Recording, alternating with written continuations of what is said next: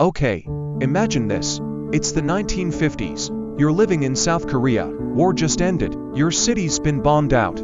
There's barely any electricity. And your next meal, not guaranteed. Now fast forward just a few decades and that same country is making your smartphone, topping Billboard charts, and setting skincare trends on TikTok. How? Let's talk about how South Korea pulled off one of the wildest economic glow-ups in modern history. Part 1. Post-war rock bottom. After the Korean War ended in 1953, South Korea was, no exaggeration, one of the poorest countries on earth. We're talking dirt roads, famine, barely any schools. My grandfather used to say people would trade anything for a bowl of rice. The country had no oil, no gold, no natural advantages, just a lot of people trying to survive. And yet that was the start of something incredible. Part 2. Building from scratch. In the 1960s, President Park Geun-hye came in like, alright, we're done being broke. He wasn't exactly a democratic hero, but he pushed hard for growth. He basically told the country, we're going to build factories, we're going to educate our kids, and we're going to sell to the world, and people believed in that mission. Families sent their kids to school no matter what. Workers pulled the insane hours because they wanted their country to succeed. There was this fierce determination. Like, we're going to make this work. Part 3.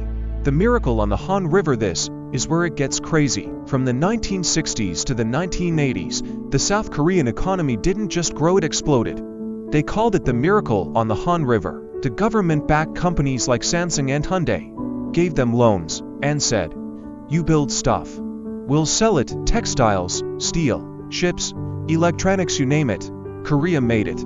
One generation went from rice farmers to factory workers, the next, engineers and CEOs. It wasn't easy, there were protests, inequality, all of it, but the grind was real. Part 4. From factories to future tech. By the 1990s and 2000s, South Korea wasn't just catching up, it was leading. Think about it. Samsung went from making noodles and cheap TVs to building the phone you're watching this on. Hyundai became a global car brand. Korean students started dominating math and science rankings. They shifted from sweatshops to semiconductors, literally chips powering the world. And underneath all that, a culture that worships education, values hard work, and keeps pushing forward. Part 5. The culture takeover. And then, boom, Hallyu wave. Out of nowhere, Korean music, TV, and beauty just took over. BTS sold out stadiums, Squid Game broke Netflix.